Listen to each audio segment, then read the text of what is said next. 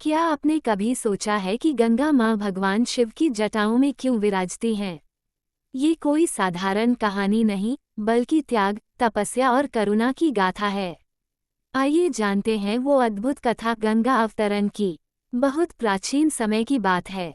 राजा सगर के 60,000 पुत्रों को कप्त वंश के पापों से मुक्ति दिलाने के लिए राजा भागीरथ ने कठोर तपस्या की। उनकी एक ही इच्छा थी, गंगा माँ स्वर्ग से धरती पर उतरें और उनके पूर्वजों का उद्धार करें। गंगा माता ने भागीरथ की तपस्या स्वीकार तो कर ली, लेकिन उनके मन में थोड़ा सा अभिमान था। उन्होंने कहा, मैं जब धरती पर उतरूंगी तो मेरे वेग को कोई रोक नहीं सकता। मैं सब कुछ बहा दूंगी।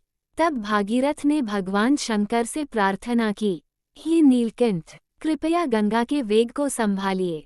भगवान शिव मुस्कुराए और बोले, मैं उसे अपनी जटाओं में रोकूंगा ताकि उसका अहंकार भी शांत हो जाए। और जब गंगा स्वर्ग से उतरी तो शिवजी ने उन्हें अपनी जटाओं में समेट लिया।